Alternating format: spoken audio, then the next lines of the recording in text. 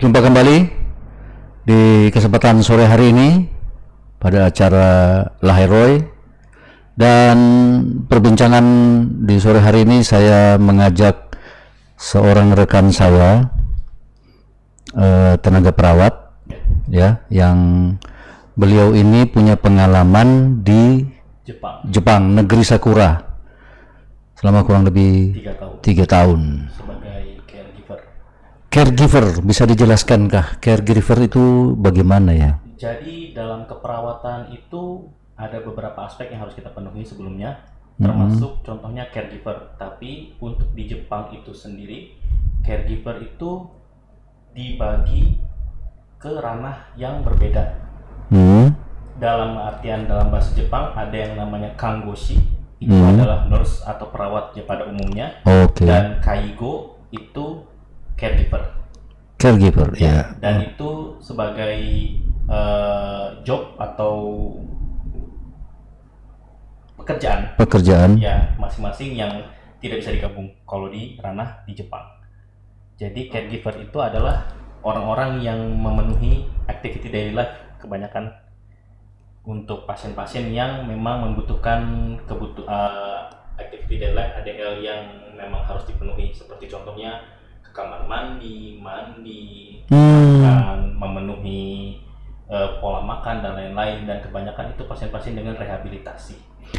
Jadi Anda di Jepang sebagai kompetensi perawat, di sana caregiver itu kerja dalam satu rumah sakit. Kalau misalnya kita bilang rumah sakit, bukan seperti rumah sakit, tapi fasilitas kesehatan. Fasilitas kesehatan. Itu kita semua ada alat-alat yang menunjang seperti kursi roda yang bisa berpindah dari tempat tidur ke bed, dari yang bed dari kamar mandi yang bisa digunakan untuk pasien yang berbaring, yang tidak bisa berdiri ataupun duduk. Jadi nanti bednya itu bisa dicelupkan ke dalam kamar mandi, bathtub itu sendiri. Jadi memang fasilitas kesehatan yang khusus untuk rehabilitasi, khususnya untuk lansia gitu loh. Di Indonesia belum ada kayak begitu ya. Kalau di Jepang sudah ada, jadi khusus perawatan orang sakit, namanya rumah sakit. Khusus yang perawatan yang kayak lansia, perlu perawatan lama, yang cacat ya, begitu ya, yang perawatan. Banyak kan memang komplikasi dari penyakit itu sendiri, dok. Ya. Seperti kita biasanya merawat orang stroke. Ya, stroke juga, berarti stroke juga masuk ya? Stroke masuk. Di caregiver. Untuk pasien-pasien gangren juga masuk. Tapi dia bukan rumah sakit. Bukan. Iya. Judulnya apa kalau biasa kan di sini rumah sakit? Rojin Home. Jadi Rojin Home. Banyak juga Rojin Home, Tokubetsu Rojin Home. Tokubetsu Rojin Home itu dari kata bahasa Jepang itu sendiri, Tokubetsu itu spesial atau khusus. Jadi panti, ya kita bisa sebut panti lah kalau misalnya di Indonesia untuk lebih. Iya. Oke. Panti, tapi untuk orang-orang yang lansia yang berkebutuhan khusus, contohnya seperti stroke, dan lain-lain. Tapi untuk Rojin Home itu sendiri sebenarnya untuk lansia-lansia yang memang tidak punya kebutuhan khusus, biasanya hanya menua seperti itu. Iya, kalau di sini kan yang proses menua yang normal itu di panti jompo. Di sana lebih spesifik lagi. Bukan hanya panti jompo, tapi orang-orang yang berkebutuhan khusus dibantu. Karena memang kalau di Jepang tuh umurnya nggak sampai 60 aja. Oh iya kan? Iya. Jadi pendek juga umurnya? Enggak, jadi nggak cuma sampai 60 terus selesai, enggak, jadi sampai panjang lebih tinggi lagi. Oh iya, karena angka harapan hidup mereka lebih tinggi ya. Betul. Itu perlu perawatan seperti itu. Betul sekali. Oh, makanya hebat juga di sana. Terus apa motivasi Anda ke negeri Sakura? Untuk motivasi itu sendiri, sebenarnya dulu dari SMA itu memang suka negara itu sendiri. Jadi khususnya mungkin teman-teman yang mau kerja di luar negeri ya, sebelum berangkat ke luar negeri itu seenggaknya harus kenali dulu negaranya dan menyukai negara itu sendiri.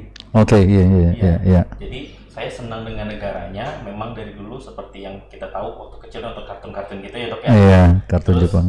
Saya mengetahui memang budayanya menarik, sejarahnya menarik. Iya. Terus akhirnya mencoba-coba untuk menonton sesuatu yang memang diproduksi dari sana, seperti kayak anime, terus film-film. Memang bagus-bagus kalau misalnya film-film, terutama box office-nya. Dan dari situ saya mulai belajar sedikit demi sedikit bahasanya. Bahasa Jepang. Ya.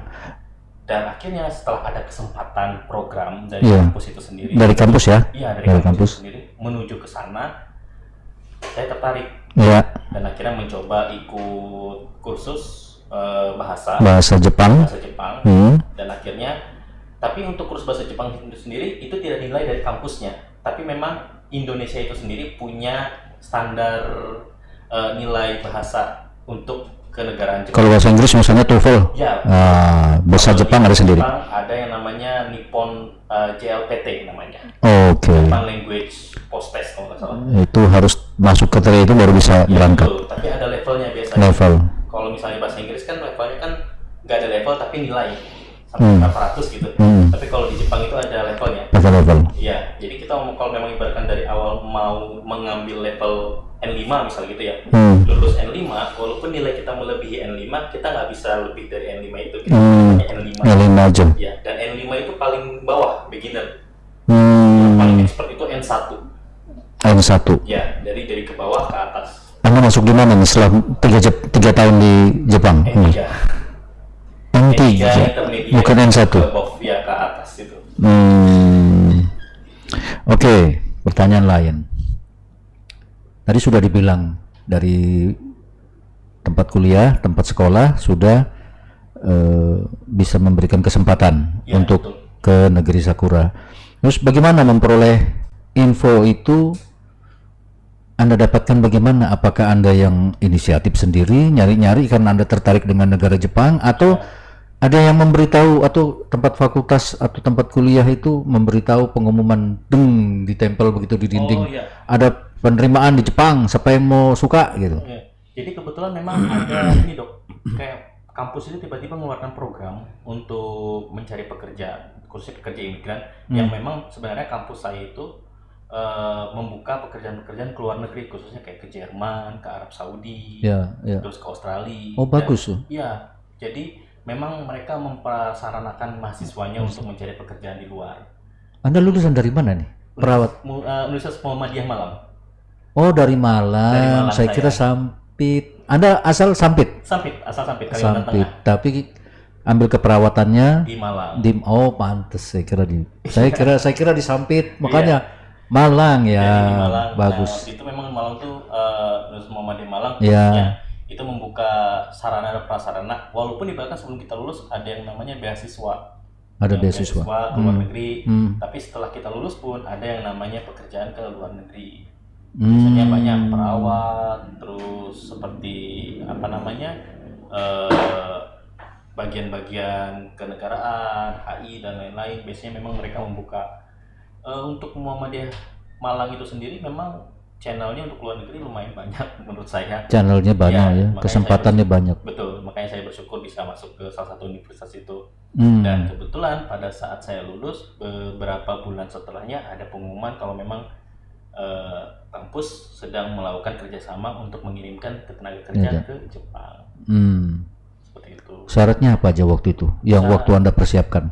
Syaratnya itu saya punya keahlian yang bisa mencukupi, termasuk saya bisa melakukan caregiver atau home care. Home Biasanya care, gitu. home Ya, care. minimal home care. Home care. Lalu mempunyai sertifikasi bahasa Bahasa minimal N4. minimal N4. N4. Bahasa Jepang ya? Ya, untuk bahasa Jepang. Ya. Kalau memang belum bisa terpenuhi dalam waktu 3 bulan. 3 bulan N4 itu, nanti bisa ikut gelombang selanjutnya. Jadi belum bisa dikirim ya? Belum bisa dikirim. Harus selesaikan dulu N4. Ya, betul. Ada lagi yang lain selain ijazah apa? Biaya sendiri Biayanya ditanggung sama pihak kampus waktu itu. pihak kampus. Ya, jadi waktu itu kampus memberikan apa namanya talangan, istilahnya kayak dana talangan gitu. Ya. Jadi nanti mereka bakal mengeluarkan berapapun biaya untuk memberangkatkan kita.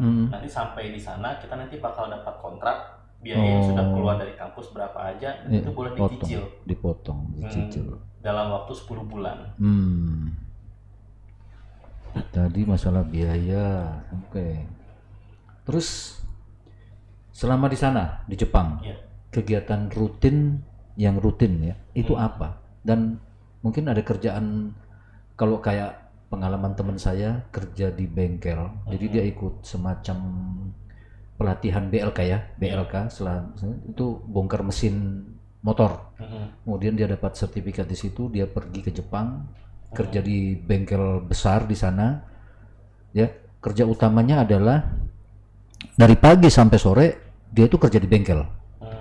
Selesai kerja di bengkel, dia waktu luang sampai malam tuh kan masih banyak tuh. Jadi dia pergi cari, katanya saya cari toko, cari warung. Saya bilang, apa yang bisa saya bantu di sini? Oh, orangnya bilang, yang punya itu bilang, tolong cucikan piring saya di situ karena banyak sekali tertumpuk. Oh, kayak part time gitu. Iya, dan hitungannya per jam. Jadi dia selesaikan cuci piring itu, selesai dibayar. Habis itu dia pindah lagi ke toko-toko sebelah. Apa yang bisa? Oh, tolong sapukan. Ini kotor sekali, orang sampah makan di sini, buang sampah sembarangan. Sapukan gitu. Nah, itu tuh uang tambahan lain. Nah, kalau Anda selain kerja di tempat yang give care itu, ada enggak yang Anda lakukan lain untuk menambah income? Untuk income itu sendiri memang fokusnya itu memang dari caregiver itu sendiri, karena memang pekerjaan caregiver tuh memang kita kalau misalnya di Indonesia kan yang paling kerjanya di panti jompo, jadi mungkin gampang-gampang aja. Ternyata enggak di sana ya, di sana ya. Jadi yang di fasilitas kesehatan yang memang saya masuki, kalau memang nanti teman-teman mau cari, namanya Morino Ie Narita Fukushigakudan. Nanti bisa dituliskan di bawah nanti. Nah, itu fasilitas kesehatan yang per lantainya itu punya sekitar 40 bed per lantai. Dan itu biasanya pasien datang keluar masuk, khususnya di lantai 1, itu pasien keluar masuk per bulan itu 3-4 kali untuk satu orang. Total untuk yang terdaftar di fasilitas kesehatan itu di lantai satunya sendiri itu ada 90. Jadi 90 orang itu di rolling per bulannya, nanti datang hari apa aja, pulang kapan aja. Jadi memang rehabilitasinya memang berputar terus setiap bulannya. Jadi ada fasilitas rawat inap, ada fasilitas rawat jalan. Iya, tapi kebanyakan rawat jalannya itu dilakukan ya pas dirawat inapnya itu biasanya 3 hari sampai 2 hari. Ya memang termasuk rawat inap. Iya, rawat inap 2-3 hari pulang. Pulang gitu. Nanti datang lagi di minggu depan. Itu memang dijadwalkan biasanya. Oh, jadwal. Iya, itu kita ngomongnya pasien reguler. Pasien reguler. Ya, dan untuk income itu sendiri saya pikir memang kebanyakan kenapa kita ngambil jadi caregiver karena jadwal jam kerjanya memang lebih banyak daripada pekerjaan yang lain gitu loh. Contohnya misalnya bahkan saya masuk pagi itu dari jam 7.15 sampai jam 16.15. 17 dari jam 7.15 pagi sampai 16.15. Kalau kita hitung kan itu total 9 jam. 9 jam. Tapi 1 jamnya itu dipakai buat istirahat. Jadi gitu. 1 jamnya dipakai istirahat, dan memang istirahatnya itu kita harus kembali lagi, maksudnya bahkan memang di sekitaran kantor itu aja. Iya, nggak bisa keluar dari kantor. Bisa keluar dari kantor itu. Ya. Nah, terus untuk masuk siangnya itu sendiri itu dari jam 11.30 sampai 20.30. Jadi ada ketemuan antara pagi dan itu sore masih itu berapa jam? Masih satu ketemuan. Berapa karena jam? Memang ada job desk yang nanti bisa dilakukan pas dari antara jam 13 sampai jam 15. Iya. Jadi nanti ada yang kita kerjakan di sini dan mereka ada yang ngerjakan biasanya.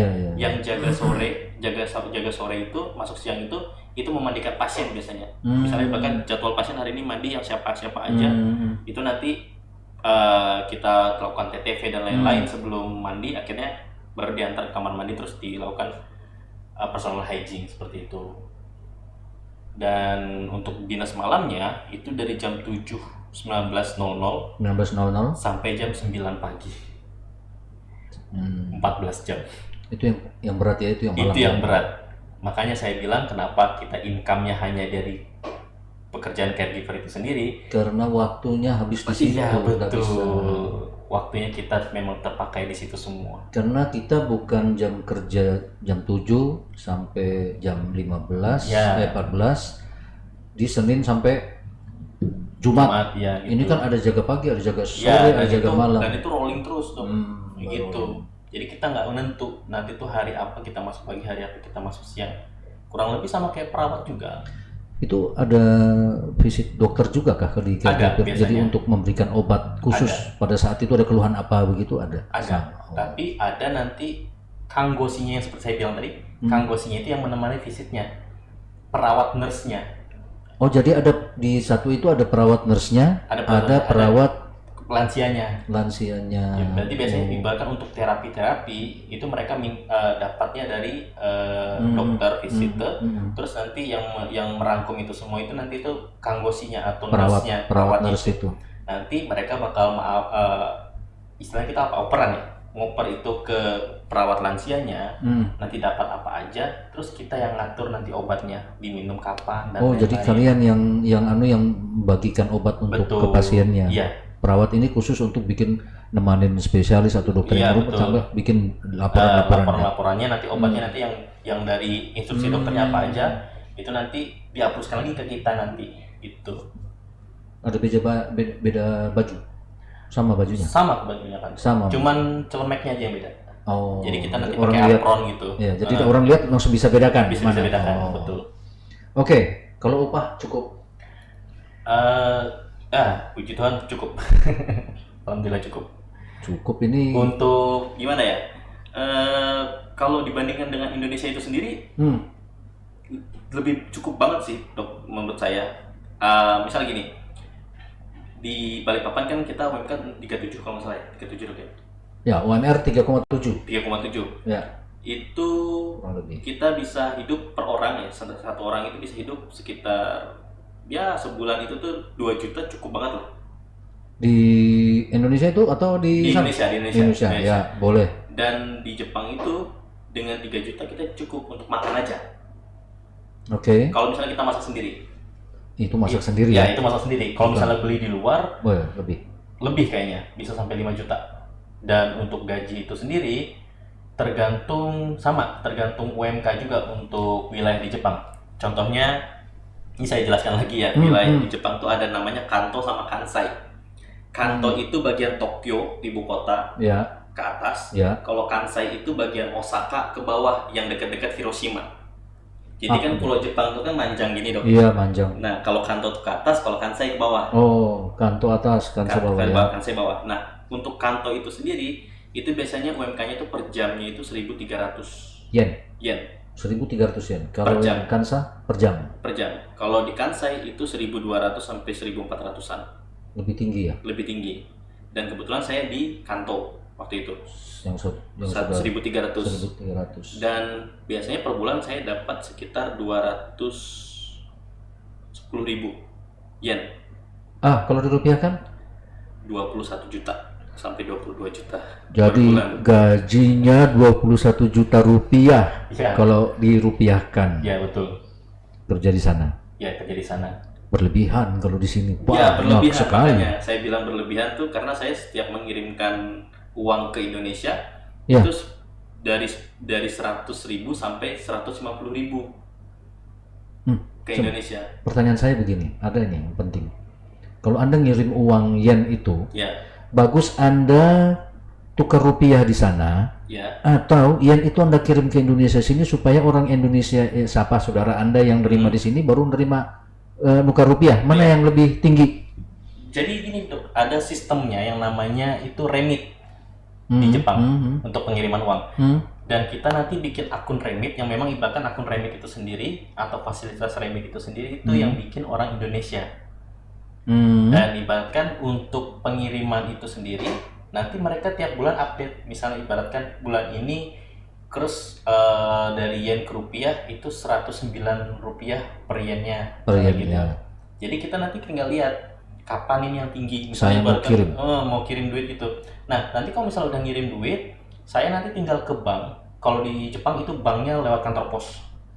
Namanya Yucho Bank atau Post Office Bank kalau misalnya kita bilang di bahasa Inggrisnya. Itu nanti kita ke sana, kita tinggal masukin kartu remit yang memang sudah kita daftarkan sebelumnya. Kita masukkan kartu remit, terus kita tinggal masukkan kayak store tunai uang yang mau dikirim. Anggap misalnya bahkan saya mau kirim 100.000 gitu. Saya kirimkan, nanti di kartu remit itu sebelumnya saya sudah mendaftarkan ke rekening mana nanti uang ini sampai. Di Indonesia? Di Indonesia. Di Indonesia. Ya, Bank Mandiri. Misalnya bahkan saya mau mengirimkan ke rekening atas nama saya Bank Mandiri, misalnya gitu ya.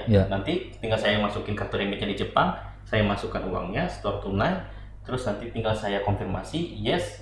Nanti berapa jam kemudian dari Bank Mandiri langsung ada masuk Misalnya bahkan remit SBI nilai total berapa bla bla bla bla sekian Yen. gitu. Yen. Dalam bentuk rupiah. yen. Oh, langsung di Langsung dirubah. Iya, betul. Tapi dengan harga yang Anda cek tadi, Iya. rupiah hari ini 1 yen hari ini berapa rupiah? Ini paling tinggi, ini saya kirim. Iya, betul.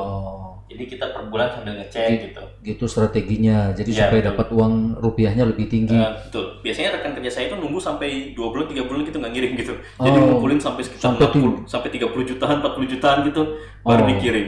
Kalau kena beruntung ya. Iya. Tapi kalau misalnya kena apesnya itu mau nggak mau dia nunggu bulan depan lagi gitu. Iya. Pintar-pintar di sana cara mau ngirimkan uang ke sini ya. Iya, betul. Ngelihat anunya kursnya. Tentu Anda bisa menabung dengan uang segitu, bisa menabung. Bisa banget tuh. Bisa banget. Mantap. Terus bagaimana dengan makanan di sana? Cocokkah dengan selera Indonesia Anda bawa di sini ke sana? Kalau soal rasa cocok-cocok aja sih dok. Cuman untuk aman apa enggaknya, khususnya saya kan orang Islam. Iya. Jadi kan saya tidak bisa sembarangan untuk membeli daging. Karena di sana juga banyak yang non halal. Iya, banyak banget yang non halal. Khususnya walaupun ibaratkan kita bilang ayam tuh halal, sapi tuh halal, tapi kita nggak tahu teknik pemotongannya kayak gimana. Karena yang udah disajikan di supermarket itu sudah dipotong-potong. Yang di supermarket? Iya, belum makanan jadi nih ya? Belum jadi hanya daging biasa, tapi cuman ibaratkan kayak di hypermart, anggap kayak hypermart gitu. Daging ayam yang udah di wrap biasanya. Modelnya kayak gitu. Dan itu kita nggak tahu ini udah dipotongnya secara halal apa enggak, misalnya kayak gitu kan. Dan biasanya kita kalau misalnya mau mencari makanan halal kayak gitu tuh ada toko khusus biasanya. Karena ada teknik pemotongan khusus, nggak bisa sembarang potong. Biasanya pun ada orang Indonesia yang jualan di sana. Biasanya yang kita lihat di platform-platform lain ya. Biasanya mereka bikin warung khusus gitu yang membawa barang Indonesia ke Jepang, atau bahkan orang Vietnam atau Thailand yang membuka toko yang tiba-tiba ada barang Indonesianya di situ juga ada. Gitu. Jadi lebih aman sebenarnya masak sendiri. Betul. Cari di toko-toko yang tertentu. Ya memang ada itu. Atau enggak yang paling amannya kita makan ikan. Oh iya, itu pasti ya. Pasti ikan. Karena per ekor bukan dalam bentuk potongan. Iya, itu. Terus kesan apa? Kesan yang baik, kesan yang menyenangkan, sama kesan yang tidak menyenangkan di sana. Waduh. Untuk kesan yang ini kesannya mana dulu? Kesan yang baik atau yang kesan itu? Yang jelek dulu dah, yang menyenangkan dulu. Ya.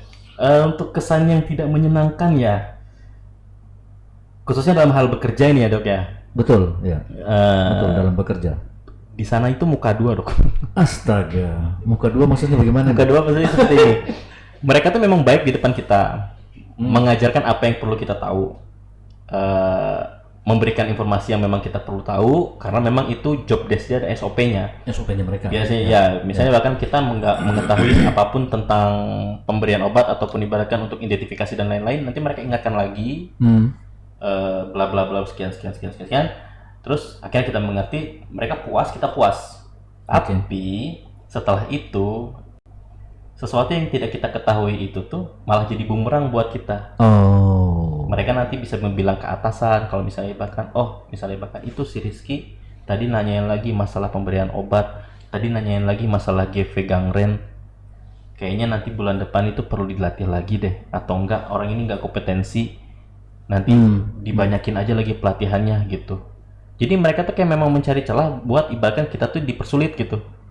Tapi dikasih kesempatan untuk dilatih lagi. Iya, dikasih kesempatan. Tapi itu kalau itu yang baik. Tapi kalau misalnya yang jelek biasanya diganti ke ruangan lain. Dipindahin ke ruangan lain, betul. Jadi dulu pernah teman saya karena 2 kali salah memberikan obat. Karena kan memang kan nama orang Jepang kan susah-susah ya. Fatal ya kesemuanya. Fatal banget. Dan lagi bahkan anggap dalam satu ruangan itu marga Yamada. Biasanya Yamada itu nggak cuma satu keluarga. 2 orang yang berbeda keluarga pun marganya sama biasanya mirip. Jadi Yamada A sama Yamada B misalnya gitu ya. Itu pernah salah berapa kali sampai 3 kali. Akhirnya kemarin sempat diskors berapa berapa bulan, terus akhirnya disuruh pindah. Bahkan pindah perusahaan. Jadi pindah ke cabang lainnya. Jadi Fukushima Godan tuh ada tiga cabang di Kurimoto, Saitama, sama di Narita tempat saya. Dan dia dikirimkan ke tempat yang paling jauh. Tapi rumah sakit yang sama, rumah sakit yang sama ya, jadi tempat yang bahkan sama. kayak manajernya tuh nggak mau nerima lagi gitu loh, malah jadi masalah di sini, mending serahkan ke pusat aja dulu biar diajarin di sana gitu. Ya tapi masih bagus, bukan diturunkan anunya, derajat pekerjaannya. Iya sih, betul sih. Tidak, Ya. tapi masih setara Ya. kan, masih. Cuman memang caranya nggak semanis di Indonesia waktu itu saya pikir ya. Kalau di Indonesia kan memang kan ya sama ya gitulah gitu. Terus menyenangkannya apa? Kalau menyenangkannya sih orang-orangnya benar-benar asik, Dok. Khususnya untuk perusahaan-perusahaan yang memang menerima pegawai-pegawai multi internasional. Jujur, menyenangkan tuh jujur ngomongnya, mereka lebih ke menerima dalam artian kayak maklum. Maklum, khususnya misalnya bahkan ada orang Filipina yang memang ibaratkan dalam hal pelafalan bahasa dan lain-lain kurang bisa dimengerti, tapi mereka mencoba mengerti dan akhirnya mengkoreksi. Oh, maksudmu kamu ngomong ini ya? Oh, maksud kamu ngomong ini ya? Oh iya betul, dan mereka maklumi. Jadi bahkan kita kayak merasa diterima. Iya. Beda halnya kalau misalnya, oh ini juga kesan yang buruk. Kalau misalnya bahkan kita dapat perusahaan yang memang sebelum itu belum menerima pegawai multi internasional, biasanya mereka itu bakal berlaku rasis. Jadi kalau misalnya kita ngomong apapun, mereka kayak nggak mau tahu. Yang penting kalau sampai kamu ngomong benar, baru kutanggepin. Biasanya gitu. Iya, betul. Terus Anda melihat Jepang dan Indonesia dari sisi satu dulu, transportasi umum gimana? Wah, jelas jauh banget. Jepang lebih ini untuk moda transportasi umumnya. Sudah teratur, tertib, terus juga mudah di akses. Jamnya sudah teratur. Ini kita yang harus berusaha untuk ngejar jam-jam itu. Iya betul. Jadi bukan mereka yang nunggu penumpang, tapi kita yang nyari. Karena begitu banyak pilihan keberangkatan. Dan mungkin menurut saya pun, kalau misalnya bahkan seandainya dokter ya punya uang nanti liburan ke Jepang, cuman bermodalkan HP aja kayaknya bisa kemana-mana di Kanto. Dan gampang mudah kalau misalnya bahkan naik kereta api. Jadi di sana tuh kan udah pakai kartu sama kayak di Jakarta ya. Kartu itu terus tinggal di tap, nanti keluar berapa, nanti kita mau kemana. Dan itu pun di kereta Jepang itu sudah ada yang bahasa Inggris, bahasa Korea, dan bahasa Cina, sama bahasa Jepang itu sendiri. Dan di tulisannya itu pun nggak melulu bahasa Jepang, misalnya bahkan Shibuya gitu ya, kita arah mau ke Shibuya gitu, nggak melulu itu tulisannya nanti bahasa Jepangnya Shibuya, nanti ada kayak bahasa Latin Shibuya, terus nanti ada bahasa Koreanya lagi Shibuya, terus nanti ada aksara tulisannya Shibuya, betul. Jadi memang memudahkan untuk transportasi untuk orang-orang turis dan lain-lain seperti itu. Segitu-gitunya bahasa, sampai tulisan-tulisan itu, informasi. Satu kartu itu bisa dipakai ke semua sarana transportasi kecuali taksi. Contohnya taksi juga ya. Contohnya kartu itu tuh bisa dipakai di kereta listrik, kereta bawah tanah, bus, sama monorail. Sampai monorail pun bisa dipakai. Iya. Dalam satu kartu itu. Itu kartu harus kita beli di sana kan? Iya, kartu harus beli di sana. Dan itu akses mendapatkannya gampang banget. Tinggal kita daftarkan nama, kita tinggal datang ke mesin gitu kan, di salah satu stasiun, nanti kita tinggal masukin nama, terus kita mau ngecas, mau ngisi berapa, udah tinggal tekan enter, nanti keluar kartunya. Sama di Indonesia kan berlaku sudah berapa tahun ini kan pakai kartu itu kan. Betul. Mau parkir, mau apa semua pakai kartu. Terus kalau tadi transportasi umum, ketertiban dan keamanan di Jepang, menurut Anda? Sama, jauh juga kayaknya. Jauh banget. Kita nggak usah jauh-jauh. Misalnya jalan kaki di jalanan aman. Aman banget. Biasanya kalau misalnya bahkan jalan kaki, bahkan pernah saya dulu pulang kerja sampai jam ketabrak maksudnya. Oh enggak, tertib aja. Terus juga satunya gini, kalau misalnya kita mau ngomongin masalah tertib ya dok ya, naik eskalator. Naik eskalator kan biasanya kan kita kan udah naik di eskalator mall itu kan ada yang di kiri ada yang di kanan, udah nyender aja kan sama rel ini kan. Kalau di Jepang enggak. Di Jepang itu naik eskalator pun punya aturannya, walaupun ibaratnya itu enggak bukan aturan yang tertulis. Bukan aturan tapi orang sana tahu. Orang sana tahu. Dan kalau nggak ngelakuin itu malu. Budaya malunya. Iya, betul. Itu budaya malu. Jadi kalau misalnya bakal naik ke eskalator, udah otomatis aja. Kalau memang mereka nggak buru-buru, mereka bakal geser ke sebelah kiri dan itu berdiri terus sampai nanti sampai. Oh, gitu ya. Terus kalau memang ada yang buru-buru, mereka bakal lewat jalan yang sebelah kanan yang memang dikosongkan oleh orang-orang itu buat jalan. Jadi ya udah, nggak ada nanti yang tiba-tiba ada orang berdiri di sebelah kanan buat ngalangin orang yang pengen buru-buru. Iya, menyerobot itu.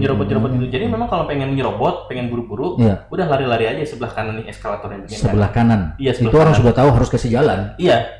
Makanya mereka kebanyakan yang mau berdiam diri naik eskalator aja, itu udah otomatis ke sebelah kiri semua. Jadi udah berdiri aja gitu, sebelah kiri.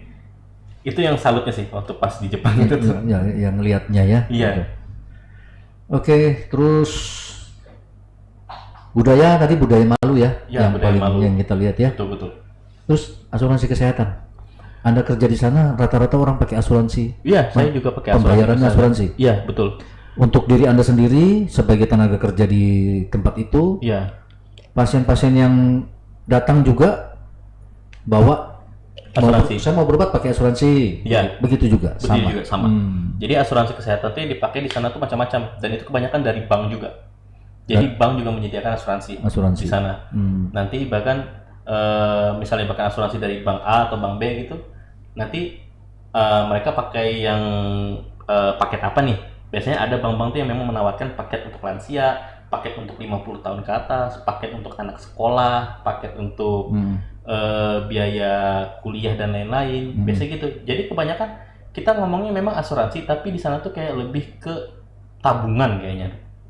Oke, iya. Jadi nabung di bank dan itu bisa dipakai kapanpun sesuai dengan kebutuhan itu. Bahkan untuk kesehatan itu sendiri pun, tabungan untuk kesehatan, kalau memang ibaratkan kita operasi nggak mencukupi, nanti itu bisa diambil dari, nanti bisa ditambahkan dari pihak bank itu sendiri karena memang ada kontraknya misalnya seperti karena itu. kita orang nabung di situ. Iya, betul. Iya, jadi gampang dilacak, gampang tanggung jawabnya. Betul. Jadi asuransi umumnya kalau di sini kan ada, Anda tahu kan kita pakai BPJS. Ya, di sana apa? Nggak ada. Di sana itu kalau saya sih Hokeng namanya. Jadi Hokeng itu salah satu asuransi kesehatan. Saya memang ngambilnya khususnya kesehatan, bukan yang lain-lain, tapi memang khususnya kesehatan. Jadi kalau misalnya saya ada apa-apa di kecelakaan kerja atau apa-apa di jalanan, misalnya bahkan saya lagi jalan-jalan kemana terus kecelakaan, atau mungkin saya lagi demam flu pilek terus nggak punya dana dan lain-lain, itu saya pakainya kartu itu. Dan bagusnya lagi, kartu itu bisa saya cairkan kalau memang saya sudah terbukti tidak bekerja lagi di Jepang. Oh, diambil, bisa dikeluarkan. Bisa dikeluarkan. Dan saya bisa menerima. Itu dipotong dari gaji Anda kan? Iya. Selama yang Anda kerja di sana. Betul. Oke, asuransi kesehatan. Terus ada contoh lagi nih. Kalau membuang sampah gimana orang di sana? Di sana tuh jarang ada bak sampah, Dok. Oh, terus dibuang kemana kalau tidak ada sampah? Dikantongin. Dikantongin, terus dibawa pulang, kita buang ke bak sampah kita sendiri. Di rumah? Di rumah. Saya gitu terus selama di sana. Karena Anda tak ikut dengan budaya di sana, malu. Iya, makanya. Waduh, nggak enak saya mau buang sampah karena dilihatin orang di sana. Iya, makanya. Dan dari pun saya udah otomatis aja masukin ke kantong gitu sampah, nanti sampai di rumah saya kumpulin, saya buang sendiri. Tak ikut dengan sendirinya, Anda tak ikut dengan budayanya mereka. Iya, karena memang saya pikir di sana tuh kayak, loh kok nggak ada bak sampah ya? Saya buang ini di mana? Dan memang ibaratkan bak sampah itu disediakan di taman-taman atau di walaupun di taman ada juga. Di taman ada, tapi sedikit tempat-tempat umum gitu. Tempat umum. Tapi kalau misalnya bahkan kayak di jalan raya atau di mall atau di mana itu jarang banget tuh. Jadi mau nggak mau ya disimpan aja di dalam kantong ini. Atau enggak kita biasanya bawa plastik gitu kemanapun, tas masuk di situ kan masuk di situ semuanya. Jadi udah dibuang aja. Gitu. Oke. Yang terakhir ya. Mungkin yang terakhir ini pertanyaan sebelum kita tutup. Itu mungkin ada pertanyaan nanti kalau kita lihat audiens ada yang mau bertanya. Terus kalau ada kesempatan lagi Anda untuk pergi ke sana, apa Anda mau? Iya. Pertanyaan sulit itu.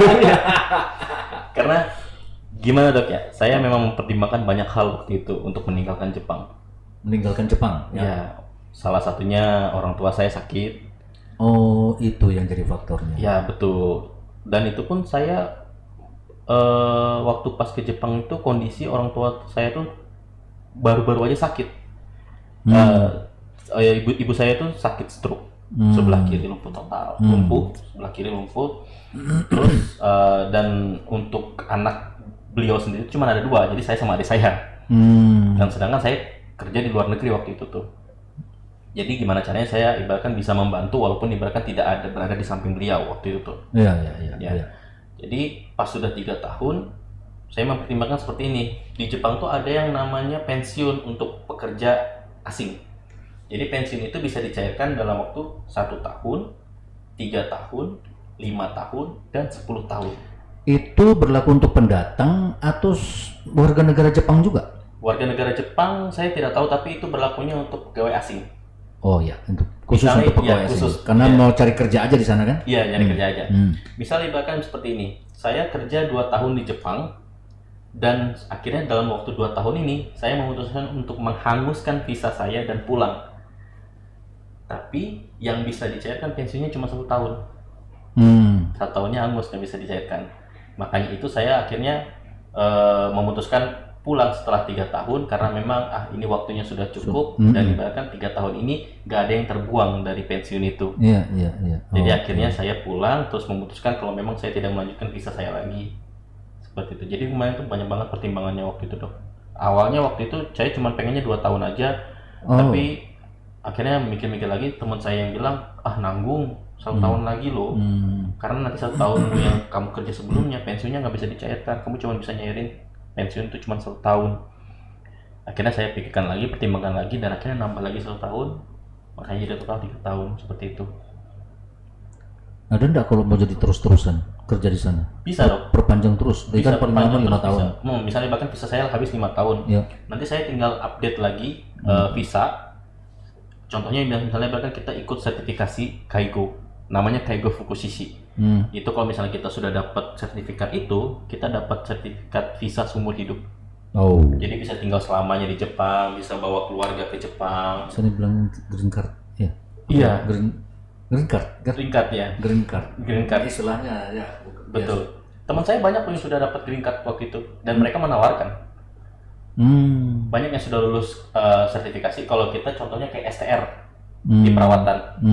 Jadi Kaigo Fukushishi namanya, itu sertifikasi. Banyak teman saya sudah lulus dan itu menawarkan, Ki, ayo ikut, mau nggak? Tapi kalau misalnya bahkan saya dapat Kaigo Fukushishi ini tuh susah dong saya balik lagi ke Indonesia.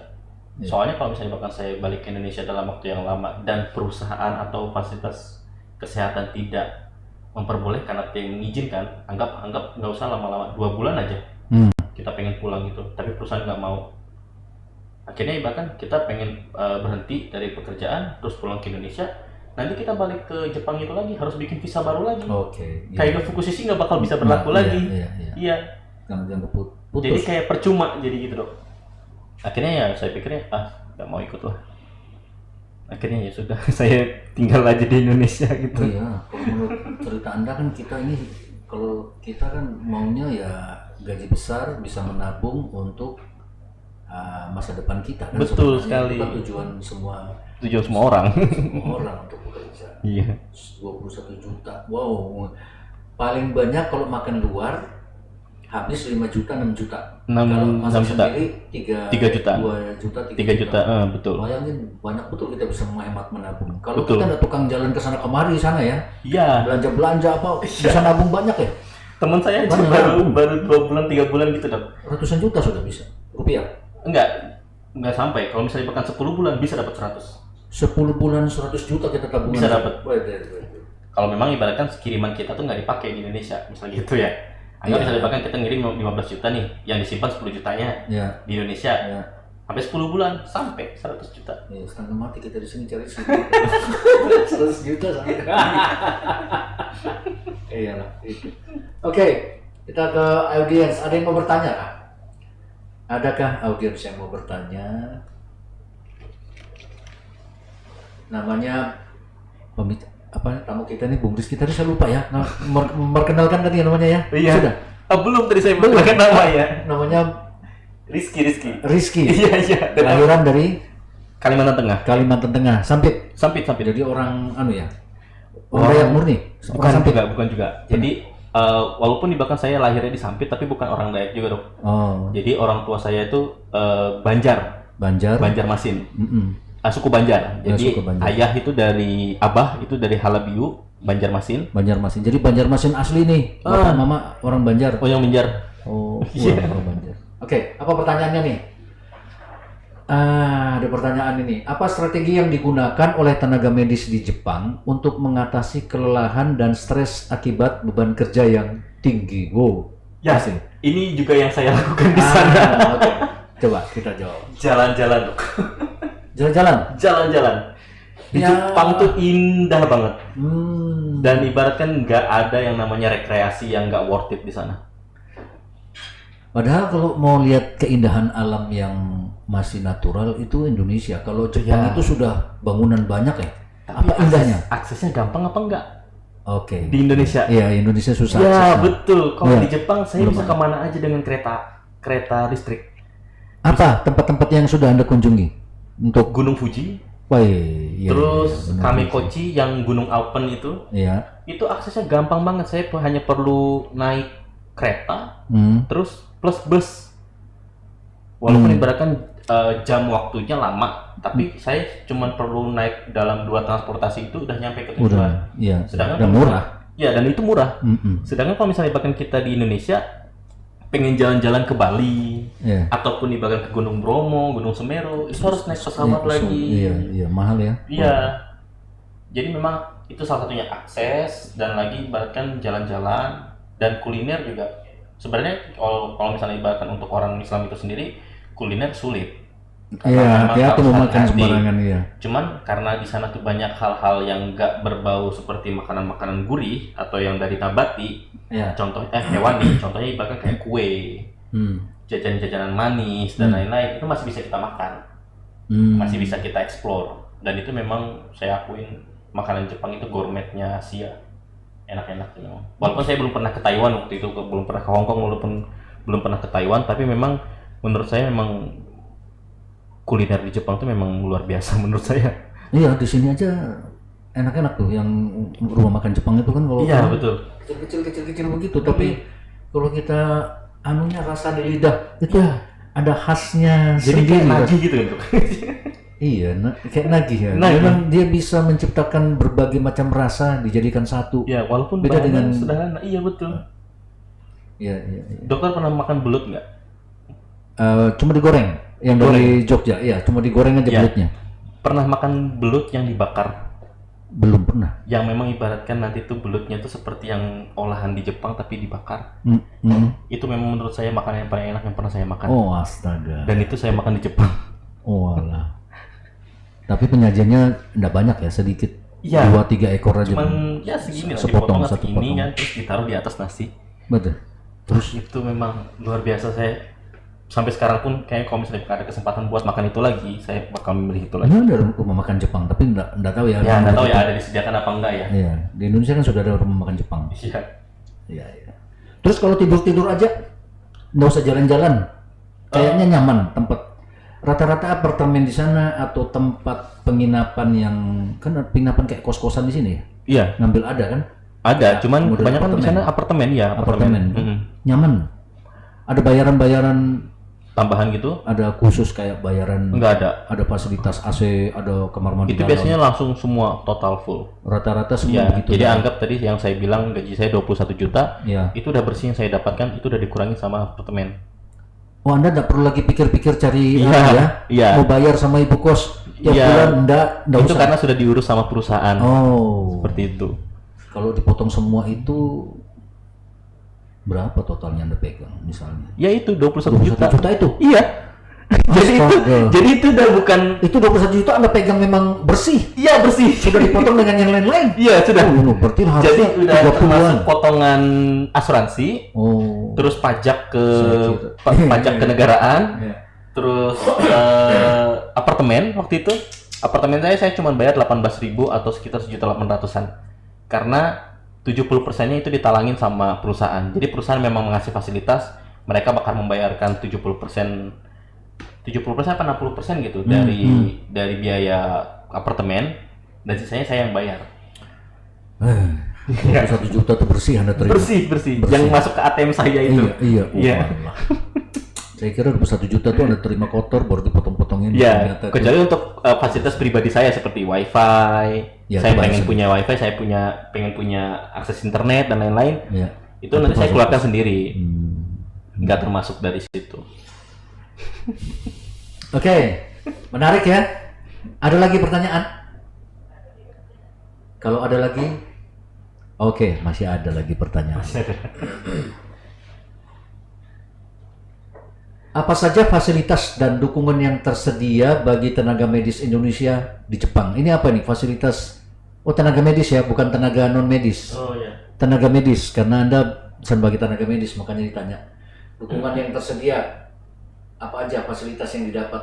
Tadi Yon sudah dibilangin. Yang tadi dapat apartemen, terus keberangkatan, terus ini apa jaminan namanya? Pekerjaan, jaminan keselamatan, asuransi kesehatan.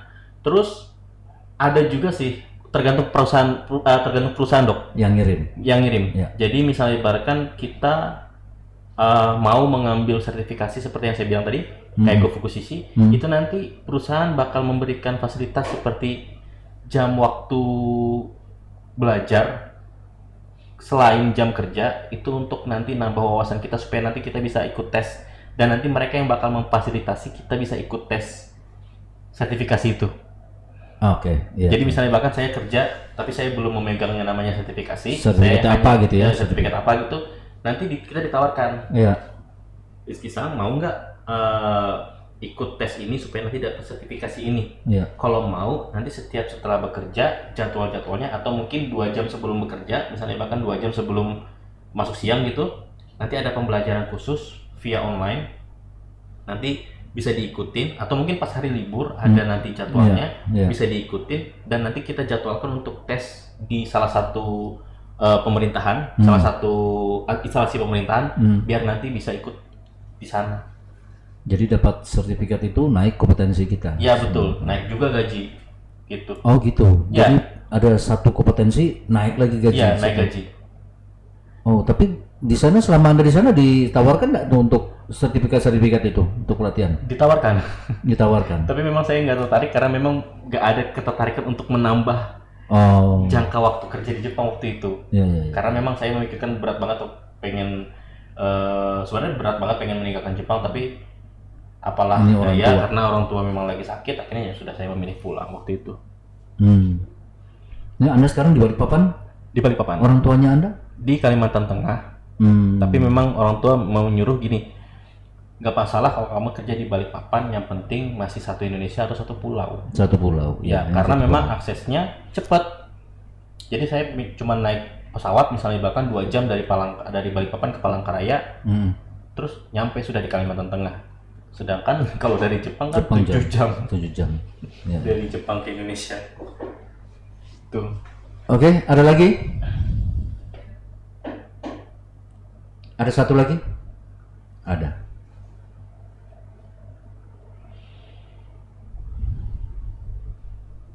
$21 juta.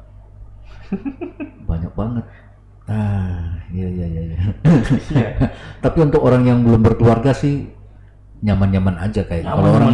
Kalau orang masih single factor bawa diri sendiri dengan uang segitu tuh, aduh 5 juta. Tapi ngomong-ngomong, para orang mudanya di sana apa sih anunya? Kayak di sini kan misalnya mall, orang muda itu banyak. Kalau di sana tuh apa orang-orang mudanya? Mall juga kah kumpul-kumpul di sana atau ada budaya lain mereka tuh anak-anak mudanya? Perhatiin enggak? Ya perhatiin. Sebenarnya itu termasuk Red District ya sebenarnya kalau kita omongin di Indonesia tuh. Itu distrik tuh bagaimana? Red District tuh jadi ranahnya tuh hal-hal yang lebih ke dewasa. Contohnya kayak minuman keras dan lain-lain. Oh, itu ada anunya sendiri, betul. Peraturannya ada peraturannya. Jadi ada areanya. Namanya Red District Area. Itu ini saya sebutin aja tempatnya di Ikebukuro. Iya. Itu memang ada suatu wilayah yang memang di situ tuh tujuannya buat hiburan malam. Hiburan malam. Dan kebanyakan orang-orang mudanya ke sana. Tapi belum apa namanya, bukan berarti saya pernah ke sana, enggak. Karena memang saya pernah lewat ke situ terus ditawarkan ke teman saya, terus akhirnya enggak, buang-buang duit.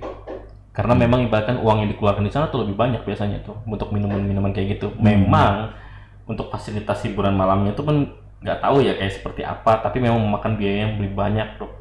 Misalnya bahkan teman saya aja pernah ke sana, terus pulang-pulang habis 60.000 yen, sekitar 6 juta sampai 7 jutaan. Terus ngapain buang-buang duit ke sana? Terus akhirnya ya senang-senang aja katanya gitu. Ya memang ibaratkan ya orangnya ya ini juga sih, liar juga. Terus untuk yang anak-anak muda yang misalnya bahkan minuman-minuman keras yang lebih aman, itu biasanya ada tradisi yang namanya nomikai. Apa itu, kayak apa? Nomi itu minum, kai itu pertemuan Di tempat khusus. di tempat khusus. Yang khususnya itu dalam artian izakaya namanya. Jadi kayak angkringan Jogja gitu, Dok. Angkringan Jogja. Angkringan Jogja gitu. Duduk nyantai lesehan, terus nanti Tapi minuman keras. sake, bir dan lain-lain. Kalau mabuk ngamuk nggak orang-orang itu? Mabuk biasanya, cuma sudah kacau ya. cuma Saya seperti di sini. Kacau ya. iya. Cuman biasanya tuh mereka memang nahan. Kalau ibaratkan Malu tapi masih Malu, walaupun pasti. sudah mabuk masih malu. iya betul. Dan itu biasanya tuh tradisi yang dipakai kalau misalnya pulang kerja. Oh gitu. Biasanya Itu ngajak juga. atasan. Oh, kayak melepas Melepas penat setelah kerja. Iya, melepas stres. Iya. Ayo kita sana, yuk. Gitu. Tapi dengan bukan makan, tapi dengan Minum-minuman keras, tapi juga disambangi sama makan biasanya cemilan dan lain-lain gitu. Nanti ngobrol lah akhirnya. Nanti kerjaan gimana? Gini. Kayaknya kalau kayak gitu nggak mabuk sampai rubuh Sampai iya, biasanya nggak mau kayaknya kayak enggak. gitu. Itu cuma untuk anu aja sedikit, goyang-goyang sedikit. Ya kalau kita orang Indonesia bilangnya kayak cuhai-cuhai gitu lah ya. Ayo, ada pertanyaan kah? Menyusul?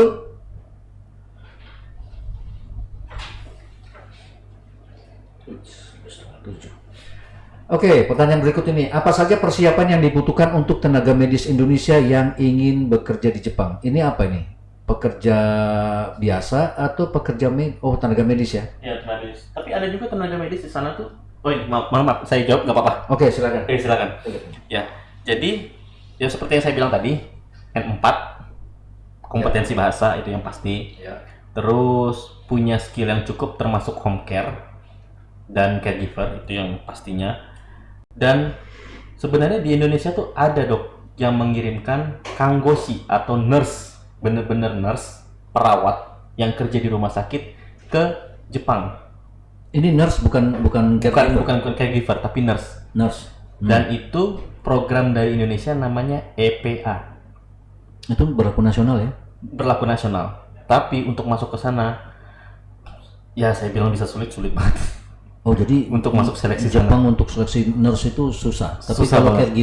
caregiver termasuk gampang. termasuk Termasuk nurse gampang. apa ya dia? Nurse itu yang kerja di rumah sakit. Itu standarnya tinggi kali. Standar Jadi tinggi. nggak mau dia standar Karena Indonesia. memang iya betul, karena memang ada bahasa-bahasa penyakitnya itu mereka nggak mau pakai bahasa Inggris. Mereka pakai bahasa Jepang. Contohnya kayak kencing manis. Nih, Diabetes mellitus. Itu nggak ibaratkan di bahasa Inggris kan kayak diabetik, itu nggak di bahasa Jepang. Dijadikan bahasa Jepang namanya tonyobyo. Tonyobyo itu penyakit kencing manis. Apalagi? Terus Pintar loh. iya. Terus apa namanya? Hipertensi. Hipertensi itu takai kesatsu, kaiketsu namanya. Kaiketsu. Kaiketsu itu dari kanji tinggi dan kanji darah. Makanya dibilangnya darah tinggi. Terus ada juga untuk kayak organ-organ tubuh manusia seperti ginjal, jantung. Yang bikin kadang tuh kita susah mempelajari untuk pergi jadi sebagai kanggoshi di sana tuh untuk mempelajari itu salah satunya adalah mempelajari anggota tubuh dalam bahasa Jepang. Anatomi, betul. Anatomi tubuhnya manusia dalam bahasa Jepang. Betul. Karena ada dua bahasa yang penyebutannya hampir sama tapi artinya berbeda. Contohnya kayak jantung dan ginjal. Kalau jantung itu shinzo, kalau ginjal itu jinzo. Jinzo dan Jinzo. Ya, beda lafalnya. Beda lafalnya. Tapi tulisannya beda ya. Tulisannya beda. Tapi lafalnya mirip-mirip. Mirip-mirip. Jadi kalau misalnya udah tes listening gitu. Misalnya bahkan yang bermasalah ginjalnya. Ini kita pas kita lihat apa namanya? Kamondai wa jinzo desu kata bilang gitu ya. Ini jantung apa ginjal ya? Iya. Itu yang paling susah. Makanya kita harus yang tadi itu N4. N4 itu, N4 minimal lah kalau nggak salah. Sudah bisa membedakan bunyi itu. Ini beda, beda. Bukan jantung tapi ini tapi iya betul. Biasanya tuh orang-orang yang mau mengambil nurse atau ya perawat buat yang ikut EPA tadi tuh, biasanya tuh biasanya tuh orang-orang yang udah bekerja di Jepang sebagai kaigo atau caregiver itu 1 sampai 2 tahun sampai 3 tahun gitu, nanti pulang ke Indonesia terus mereka ngambil lagi nurse karena udah pengalamannya beda. Yang dalam artian penangkapan bahasanya sudah beda level. Aku enggak paham. Jadi misalnya gini, kesini jadi misalnya gini, D3 gitu ya. D3 berangkat ke Jepang. Yang baru-baru mau berangkat ke Jepang ngambil nurse, ngambil kanggoshi, mengambil pekerjaan perawat yang EPA yang saya bilang tadi. Oke. Itu masuknya sulit karena tesnya dia nggak bakal masuk. Dalam artian sulit. Susah nih karena baru pertama kali ikut tes dalam bahasa Jepang. Jadi caregiver dulu. Pulang 3 tahun karena udah nangkep nih gimana pembicaraan, gimana bahasa di Jepang. Pengalaman 3 tahun itu. Betul. Balik ngambil di EPA untuk nurse, untuk perawatnya buat berangkat ke sana itu lebih gampang. Oh, yang penting sudah ada pengalaman dulu. Iya, sudah ada pengalaman dulu. Itu bukan berarti dia udah punya pengalaman terus akhirnya diterima sama PA, enggak. Bukan, karena bahasanya dan itu memang pengalaman pribadi dari teman-teman saya. Oh. Kemarin gampang banget ya ternyata tesnya. Kok waktu pas awal-awal aku baru daftar kok susah-susah ya. Jadi strateginya begitu. Iya. Jadi strateginya begitu, pemirsa. Kecuali kalau memang ibaratkan level bahasanya udah di atas N3, N4, N3, N2 gitu, mau langsung ikut pertama kali nurse kayaknya nggak masalah. Langsung. Cuman memang pengalaman yang jauh buat ini. Jadi mereka tuh nggak mau nerima D3, harusnya nurse. Enggak juga, D3 juga terima aja. Oh iya. Di Jepang tuh nggak ada klasifikasi umur. Kalau saya D1 aja bisa dong. Masih ada kan yang D1 banyak D1 di sana? Iya, Indonesia. Yang penting ibaratkan skillnya dia mumpuni apa enggak. Soalnya ada yang namanya sama kayak di rumah sakit yang namanya probated tes. Kayak ibaratnya 3 bulan pertama, 6 bulan pertama sampai 1 tahun pertama dinilai dari situ. Kalau memang ibaratkan perusahaan ini sayang buat ngebuang orang ini, anggap ibaratkan skillnya jauh dari kata mampu, tapi orangnya bisa menerima perintah, bisa menanggapi bahasa, mengerti apa yang dikonfirmasi diucapkan oleh para pegawai yang lainnya. Perusahaan lebih mending melatih orang itu daripada mencari orang baru. Ya, sampai pemikirannya orangnya perusahaan Jepang. Karena kan memulangkan orang ke Indonesia, ke negaranya kan lebih ribet lagi daripada ini. Iya. Sudah masuk, lebih kita pertahankan aja. Kita latih aja sampai bisa nih. Sampai akhirnya itu. Masalahnya di bahasa. Kalau bahasa ngerti, bisa dididik. Masalahnya kalau nggak ngerti bahasa, susah dididik. Ya, ada juga yang cuma 1 tahun akhirnya dipulangkan karena memang nggak ngerti sama sekali bahasa. Kok bisa lewat dia? N4 ya? N4 ada kadang, cuman N4 itu kadang gini, belajarnya pas cuma mau tes aja. Wah, ada kan kayak gitu. Iya, begitu sampai sana bengok dia. Bengok apa ini ya kan? Yang penting ngapalin jawaban, ngapalin tugas. Kalau Anda kan tadi nonton film kartun begitu kan, anime. Jadi tahu. Oke. Kalau sudah tidak ada, habis pertanyaan 3 saja. Oke, kita tutup ya. Mas Rizky. Ya, Dok. Terima kasih untuk sharing-sharing dan informasinya. Semoga yang melihat podcast ini bisa mendapat pencerahan. Bagaimana sih kalau saya seorang tenaga keperawatan mau pergi ke Jepang? Ya, jalan-jalan ceritanya seperti begitulah. Jalan ceritanya bisa dijadikan panduan untuk ke sana. Terima kasih. Kita bertemu kembali di lain kesempatan. Salam.